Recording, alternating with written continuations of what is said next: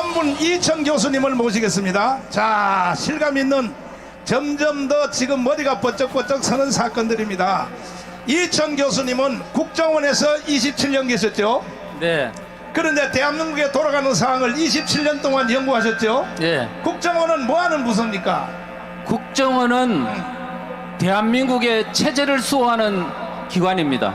그런데 문재인, 그 다음에 또 그 노무현 때는 좀 덜했고, 그 다음에 이제 김대중 때 국정원 안에 좌파들을 싹 집어넣어 가지고 지금 국정원에서 비율이 5대5로 됐다는데, 아니 세상에 국정원이란 단체가 어떻게 이렇게 무너지게 됐습니까? 친정집을 좀 흉보기가 못하지만. 아니, 못합니다. 네. 네네. 지금 과거에 중앙정보부에서 그다음에 1980년도에 안기부 국가안전기획부로 바뀌었다가 네. 김대중 정부 때는 국가정보원 국정원으로 바뀌었습니다. 하하. 이 과정을 지켜보면 점점 더 대한민국을 체제를 수호하는 기능이 약화되어가는 과정이라고 보시면 됩니다. 그런데 문재인 말년에 예. 마지막 쇠기타를 박으려고 신영복 간첩의 왕이 쓴 그 필체를 국정원의 원운석으로 예. 갖다 박아놓고 문재인이가 나갔죠. 예. 그 의미가 뭡니까? 결국은 국정원이 체제 수호 기관으로서의 정체성을 빼기 위한 매우 고도의 전략적 행위라고 보여집니다. 자, 이게 시간이 없으므로 네. 나중에 방송을 통하여 더 자세히 말씀해 네. 주시고, 이 시간에 우리 시체 사진을 한번 보겠습니다. 시체 사진을, 영상을 한번 보겠습니다. 자, 끔찍하게 이게 한반도에서 일어난 사건입니다. 한번 보시면, 영상을 한번 보시면, 여러분 앞에 지금 보이시는 시체 사진, 네. 여기는 왜 모니터를 설치를 안 했나? 대전 형무소에 있는 사진입니다. 다 전체 다. 자, 대전 거부터 계속 옮겨가면서 시체 구덩이 사진을 계속 이어서 보여주십시오. 자, 저 시체 사진을 보면서 토크를 하도록 하겠습니다. 네, 네. 저렇게 사람을 죽인 사람이 누굽니까? 6.25 전쟁 때 그 네. 마을에 북한군이 내려왔습니다. 그렇지. 그런데 그 북한군을 도운 협조자, 바로 그 마을에 있는 좌파 주민들이 바로 그 악행의 주인공인들입니다. 실제로 이 시체 사진 계속 보여주라고. 방송실, 그렇지, 계속 보여줘. 계속 띄워, 돌려가면서 계속 띄워요. 계속 돌려가면서 계속 보여주라고. 이 시체를 만들어내는 이 사람들이 예. 북한의 인민군이 죽인 게 아니고 예. 평소에 마을에서 언니, 오빠, 삼촌, 아저씨, 누나 하면서 살았던 사람 중에 예.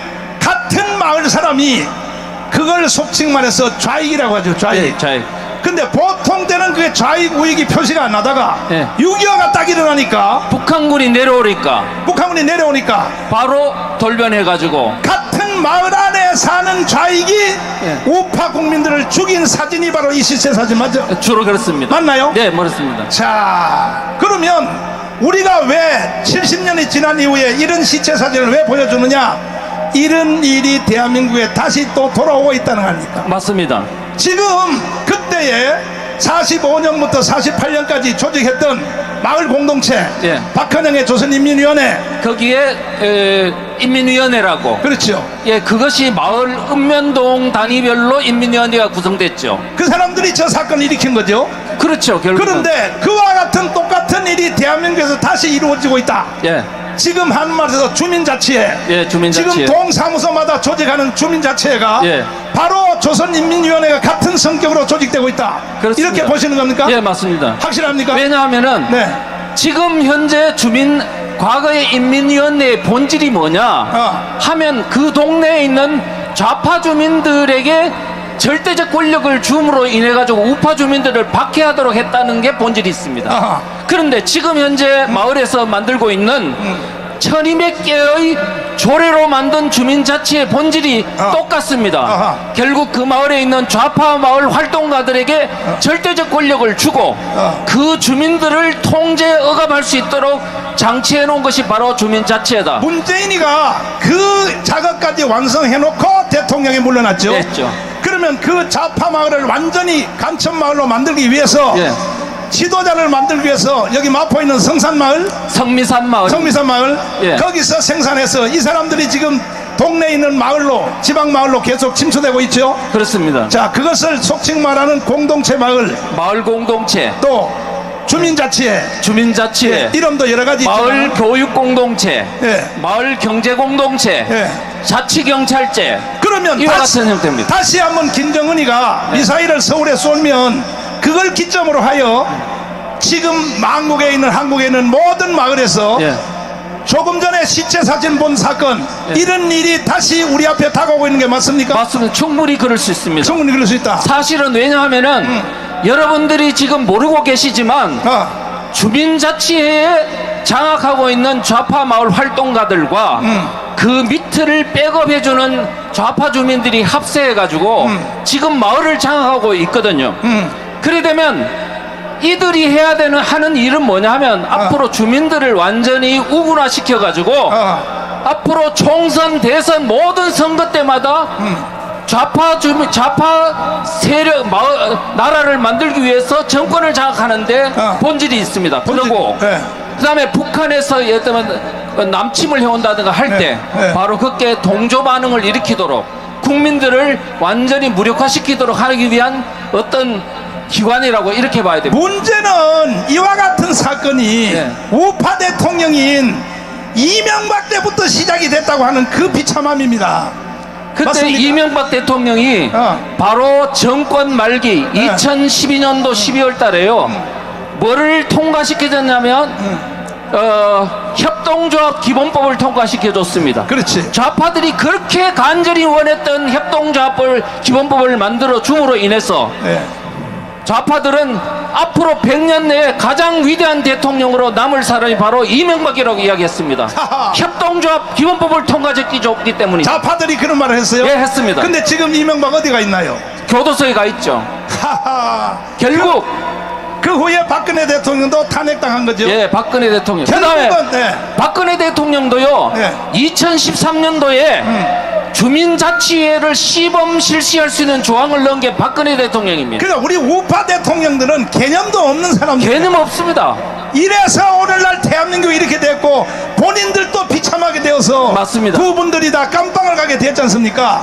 문제는 이것이 지나간 옛날 얘기가 아니라 우리 앞에 다시 다가오고 있다는 얘기죠. 네, 대책에 대해서 말씀해 주시죠. 어떻게 하면 이걸 이길 수 있습니까? 지금 여러분 네. 우리가 대책이 없느냐? 네. 반드시 있습니다. 아하. 뭐냐? 아까도 말씀드렸지요. 네. 우리 국민들 중에 좌파 정권을 투표를 한 사람이 1600만 명이 넘는다고 했는데요. 네. 그분들이 주한미군 철수를 반대하는 사람이 90%라 그러지 않습니까? 그렇죠. 속아서 그런 거거든요. 그렇죠. 그러면 우리가 어떻게 해야 되겠습니까? 주민들, 국민들을 깨우면 되는 것입니다. 깨우쳐야죠. 지금 대한민국 앞에 처해진 위기가 얼마나 중차대한 위기인지 이것을 제대로만 알려주면 이 위기 돌파할 수 있습니다. 그러면 지금요 많은 사람들은 지금 대한민국이 기울어진 운동장이라고 이야기합니다. 그런데 사실 기울어진 운동장이 아니고요 뒤집어진 운동장입니다. 네. 이미 전복됐다고요. 지금 이미 좌경 정도가 아니고요 이미 적화된 상황입니다. 아하. 우리가 이런 어떤 역사 정확한 팩트를 이해하고 지금 여러분들이 앞으로 3,500여 개의 읍면동에 가셔서 전단지를 나눠주거나 소책자를 나눠주거나 주민들을 모아놓고 깨우는 교육운동을 하거나 네. 이와 같은 그야말로 대한민국의 하부구조의 모든 국민들을 깨우는 운동을 전개할 때 네. 그러면서 우리 국민들이 정말 대한민국 앞에 처한 위기가 이런 거구나 하는 걸 확실히 깨닫게 그래서 한다면 교수님이 국정원도 다 때려쳐버리고 그렇게 정들었던 27년 동안의 국정원에 사표 내고 나라를 지키기 위하여 야전으로 지금 아스팔트로 뛰어나오셨습니까? 예, 그렇습니다. 그러면 이제 우리가 대책은 하나밖에 없다. 우리도 거기에 대항하는 자유마을을 조직해야 되겠다. 예, 그렇습니다.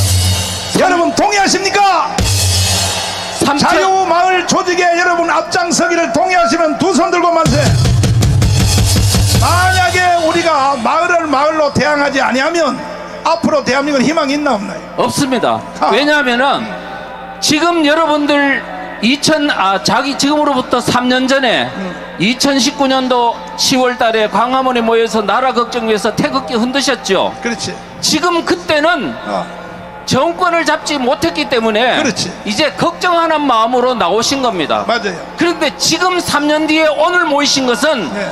성격이 달라요. 전혀 달라. 지금은 뭐냐? 조직화를 하기 위해서 모이신 겁니다. 그렇죠. 지금 좌파들이 마을로 조직화를 하고 지금 침투하고 있기 때문에 그들과 대항해서 이기기 위해서는 우리도 조직으로 대항해야 된다는 것입니다. 자, 그러면 여러분에게 묻겠습니다.